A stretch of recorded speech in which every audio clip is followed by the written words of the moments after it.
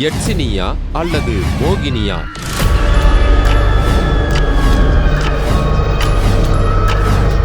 யார் இந்த ராக்காயி அம்மன்? தரிசனம் பண்ணிட்டு குளிக்க கூடாதுன்னு ஒரு ஐதீகம். இங்க ராக்காமிகள் நூபுரகங்களை தீர்த்தமாடி இங்க அம்பாளை தரிசனம் பண்ணிட்டு அடுத்து குழந்தை முருகன் திருக்கோயில், அழகர் கோயில் இப்படி ஐதீகமா வச்சிருக்காங்க.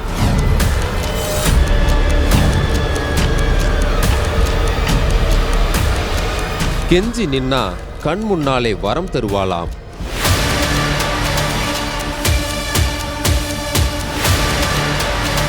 நினைச்ச காரியம் நடக்கும். அம்மாட்ட சத்தியான அம்மா ராக்காயம்மா மூப்பரைக்கு எங்கே தீர்த்தம்.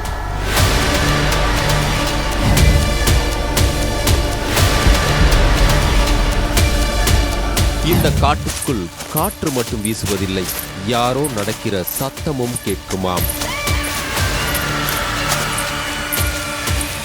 அதே மாதிரி அழகர் வருஷத்துல ஒரு நாள் இங்க தீர்த்தம் போடுவார். அப்போ நீ ஒரு தங்கச்சிமா, வருஷத்துக்கு ஒரு வட்டம் நான் தீர்த்தம் ஆடுறேன் அழகரு.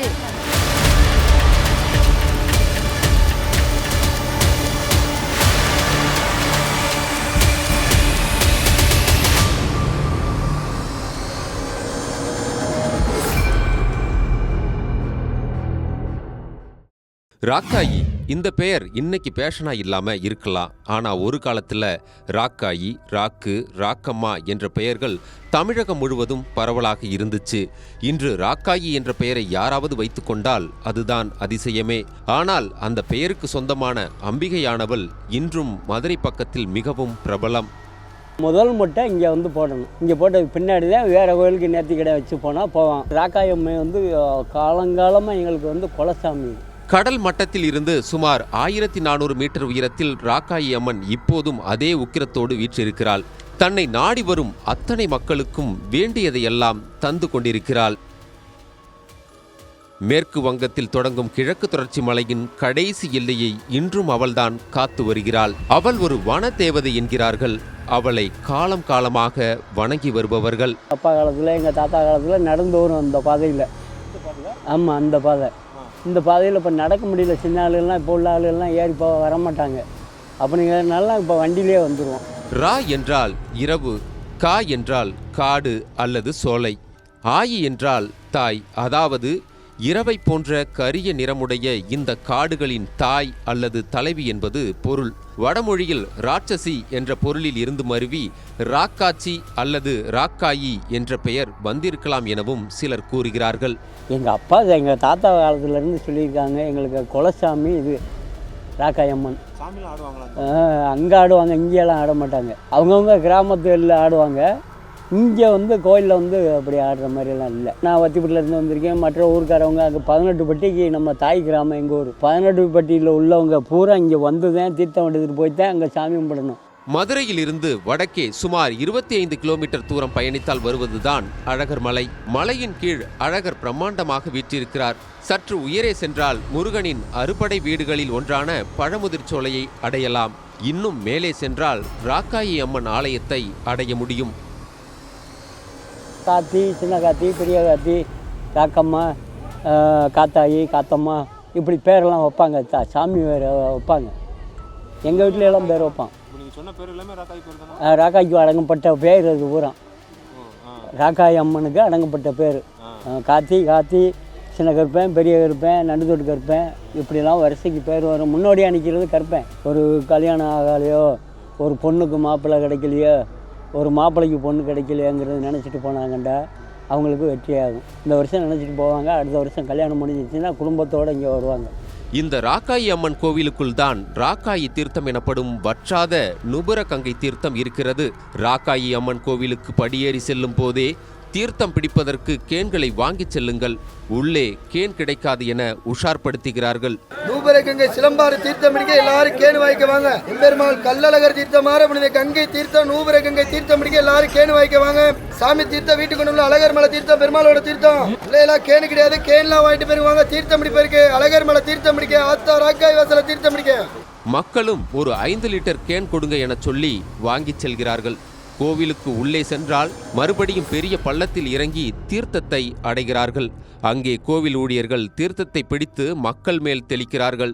தீர்த்தம் வேண்டும் என கேனை நீட்டினால் அதையும் நிரப்பித் தருகிறார்கள். தீர்த்தத்தில் குளித்துவிட்டு மேலும் உள்ளே சென்றால் ராக்காயி அம்மனை பார்த்துவிட முடியும். இதில் 21 தெய்வம் இருக்காங்க. அவங்களுக்கெல்லாம் பூஜை கிடையாது, ராக்காய்க்கு மட்டும்தான் பூஜை. ராக்காய்க்கு கொடுக்குற பூசை எல்லாத்துக்கும் அதை ஏற்றுக்குருவாங்க. ராக்காயி அம்மனை சிலர் காட்டில் வாழ்வதாக சொல்லப்படும் யட்சினி என்று சொல்கிறார்கள். வேறு சிலர் சாமுண்டீஸ்வரியின் அவதாரம் என நம்புகிறார்கள். சிலர் 18ஆம் படி கருப்பசாமியின் தங்கைதான் ராக்காயி என்கிறார்கள். ராக்காயி அம்மனுக்கு தொட்டிச்சி என்ற பெயரும் உண்டு என்கிறார் ஆண்டிச்சாமி. இது மட்டுமில்லாமல் ராக்காயி அம்மனுக்கு 3 சகோதரிகள் இருந்தார்கள் என்றும், சகோதரிகளுக்காக இறந்த ராக்காயி அம்மனை இங்கு வாழ்ந்த பூர்வக்குடி மக்கள் தெய்வமாக வழிபட்டார்கள் என்றும் ஒரு கதை நிலவுகிறது. ராக்காயி அம்மனுக்கு கோவிலில் சைவமே படைக்கப்படுகிறது. ஆனால் பொதுமக்களை பொறுத்தவரை அவள் அசைவ கடவுளாகவும் பார்க்கப்படுகிறாள். பிரார்த்தனைகள் நிறைவேறும் போது ஆடு கோழி போன்றவற்றையும் படைத்து மக்கள் வழிபடுகிறார்கள். ஒரு ஆபத்தில் ஒரு வண்டியில் ஒரு ஆக்சிடென்ட் ஆக போகிறேன், எதுக்க வர்றேன் முட்ட போகிறேன், அப்படி அங்கே ஆவலில் கொஞ்சம் அப்படியே தேங்கி விட்டு போயிடுவாங்க. அந்த மாதிரி அவங்க நேரடியாக வந்து நம்மளுக்கு செய்யாட்டியும் ஒரு போகிற வழியில் ஒரு ஆபத்து நம்மளுக்கு நடக்க போகுதுன்னா அவங்க முன்னாடி நின்று அதை மாற்றி அமைச்சு விடுவாங்க. என் பையன்லாம் இப்போ விழுந்துட்டாப்புல, ஆக்சிடென்ட் ஆகி விழுந்துட்டாப்புல, பிழைக்கிறது கஷ்டம்தான். இந்த அம்மனை தான் வேண்டிட்டு என் பையனை அப்படி ஆகிப்போச்சு, என் பையனை நல்லபடியாக காப்பாற்றி கொடுங்க. என் பையனை நல்லபடியாக காப்பாற்றி கொடுத்துருக்கு. இப்போ அவருக்காக வச்ச நேர்த்திக்கடை வந்து இன்னைக்கு மொட்டை அடிச்சுட்டு போகிறான் என் பையனுக்கு. ராக்காயி அம்மனின் பாதம் பட்டு வரும் தீர்த்தம் தான் பிரசாதமாக வழங்கப்படுகிறது. இந்த தீர்த்தத்தை எடுத்து சென்று கிராம கோவில்களில் புனித நீராக பயன்படுத்துகிறார்கள். அப்படி செய்யும் போது அந்த கோவில்களின் ஆற்றல் பன்மடங்கு பெருகும் என்கிறார்கள். சக்தி வாய்ந்த தீர்த்தம், சூழிய தீர்த்தம், நினைச்சது நடக்கும். அதனால பாத யாத்திரை போகும்போது இங்கே வந்துட்டு தான் போகணும். அவங்க பள்ளிக்கு போகிறவங்க போக மாட்டோம். அவட்ட நத்த ஏரியா ஃபுல்லாக இங்கே தான் வருவாங்க. கிடா வெட்டுறது, தீர்த்தம் ஆடுறது, வீட்டில் விசேஷங்க எதாக இருந்தாலும் இங்கே வந்து தீர்த்தம் எடுத்து தான் போவாங்க. எங்கேருந்து வருது எப்படி வருதுன்னு தெரியாது. இங்கே மேலே இருக்கிற தீர்த்தம் ராக்காயி அம்மன் பாதத்துலேருந்து வந்துட்டு இருக்கும், வருஷம் பூரா வந்துட்டு தீர்த்தம் கொண்டு போனால் தான் அங்கே எந்த சாமி இறங்கும், சாமியை கும்பிடுவாங்க. இங்கே இவங்களோட தீர்த்தம் அங்கே போகணும். நத்த மாரியம்மன் கோவில் கேள்விப்பட்டிருப்பீங்க. அங்கே இருக்கிறவங்களோட இங்கே வந்து தீர்த்தம் ஆடிட்டு போய் அங்கே கருந்தமலையில் தீர்த்தம் ஆடி அப்புறம் வந்து அம்மா தாய்க்கு மாரியத்தாளுக்கு காப்பு கட்டுவாங்க. அது வீட்டை சுற்றி தொளிக்கணும், வீடு காட்டில் தொளிக்கணும். இப்போ நம்ம தோட்டத்தில் போர் போடுறோம்னா தண்ணி இல்லை, போர் போடுறோம் அப்படின்னா அந்த போர் தண்ணி தண்ணி இவங்களுக்கு கொண்டாடணும். ராக்காயி அம்மனின் தீர்த்தத்தை தங்கள் வீடுகள் மீதும் தெளிக்கிறார்கள். அப்படி செய்யும் போது வீட்டின் மீதுள்ள திருஷ்டி கழிந்து செல்வம் பெருகும் என்கிறார்கள். நாங்கள் சின்ன பிள்ளையா போதே வாக்கப்பட்டு வந்திருக்கோம் அந்த ஊருக்கு கலந்தரிக்கி. நாங்கள் சின்ன பிள்ளையெல்லாம் வேற ஊர். சரி, நீங்கள் பார்க்கும்போது அந்த தீர்த்தம் வந்துக்கிட்டே ஆண்டாண்டா வந்துக்கிட்டே இருக்கு. எங்கிட்டு வந்துருந்து கண்டுபிடிக்க முடியலை. ஆனால் நினைச்ச காரியம் நடக்கும். அம்மாட்ட நல்ல பேர் வாங்க. சத்தியான அம்மா ராக்காயி அம்மா மூப்பரைக்கெங்கே தீர்த்தம். நுபுரகங்கையில் பல அரிய மூலிகைகள் கலந்திருக்கின்றன. உடல் மற்றும் மனநோயை தீர்க்கும் அருமருந்து அது. அதனால்தான் பக்தர்கள் இங்கு நீராடுவதோடு அதை எடுத்துச் சென்று புனித நீராகவும் பயன்படுத்துகின்றனர். இங்கு நீராடி ராக்காயி அம்மனை வேண்டினால் பக்தர்களின் வேண்டுதல்கள் நிறைவேறுகின்றன. குறிப்பாக திருமண வரம், குழந்தை பாக்கியம் வேண்டுவோர் நுபுரகங்கையில் நீராடி வழிபட அவர்களின் வேண்டுதல் நிறைவேறுகிறது.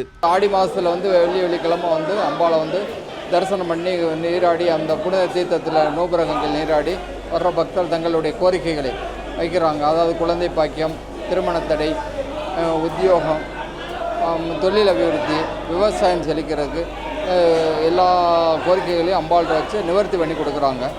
நிவர்த்தி பண்ணி கொடுக்குறனால ஒரு தடவை அவங்க அம்பாளுக்கு வந்து மாலைகள், புடவைகள், நெய்வேத்தியங்கள் அம்பாளுக்கு வந்து நேர்த்திக்கடனாக செலுத்துகின்றன. இது போக வந்து நவராத்திரிக்கு 10 நாள் 10 அவதாரங்கள் 10 அலங்காரங்கள் அம்பாளுக்கு செய்யப்படுகிறது. உற்சவம் கிடையாது. நுபுரகங்கையை புனித நதிகளில் எல்லாம் முதன்மையானது என்கிறது தலபுராணம். மகாவிஷ்ணுவின் திருப்பாதத்தில் இருந்து தோன்றியதாலே அதற்கு இத்தனை சிறப்பு என்கிறார்கள். மகாவிஷ்ணு திரிவிக்ரமனாக அவதாரம் எடுத்த போது வானளந்த அவரது பாதத்துக்கு பிரம்மா பாத பூஜை செய்தாராம். அப்போது மகாவிஷ்ணுவின் பாதத்தை அலங்கரிக்கும் நுபுரம் என்ற சிலம்பின் மீது பட்டு தெரித்த தீர்த்தம் மண்ணுலகில் ஜீவநதியாக பாயத் தொடங்கியது. சிலம்பில் இருந்து பிறந்ததால் அதற்கு சிலம்பாறு என்ற பெயரும் ஏற்பட்டது. இந்த அம்மன் பீடத்துக்குள்ள தான் 3 பகுதியிலிருந்து கங்கை வருது. நூபுரகங்கை, சிலம்பாறு என்னும் தீர்த்தம்னு பேர். அம்பாளுக்கு வந்து காலசந்தை ஒரு கால பூஜை நடந்து கொண்டே இருக்கிறது. முக்கியமான பௌர்ணமி அமாவாசை நாட்களில் வந்து 16 அபிஷேகங்கள் பண்ணுவோம். அவருக்கு பிடித்தமான நெய்வேத்தியம் வந்து சர்க்கரை பொங்கல், பாசிப்பருப்பு பாயாசம். பக்தர்கள் எல்லாமே எங்கே தொழில் பண்ணாலும் சரி, எங்கே திருமணம் இருந்தாலும் சரி, கிரகப்பிரவேசம் பண்ணாலும் சரி, இந்த தீர்த்தத்தை எடுத்து போய் விவசாயத்துக்கு முக்கியமாக அந்த தீர்த்தம் வந்து பயன்படுத்துகிறாங்க. கள்ளழகரின் திருமஞ்சனத்துக்கான தீர்த்தம் தினமும் நுபுரகங்கையிலிருந்துதான் கொண்டு செல்லப்படுகிறது. சித்திரை திருவிழாவின் போதும் மதுரையிலும் வண்டியூரிலும் அழகர் தங்கியிருந்தாலும் இங்கிருந்து செல்லும் தீர்த்தத்தில்தான் அவருக்கு அபிஷேகம் நடைபெறும்.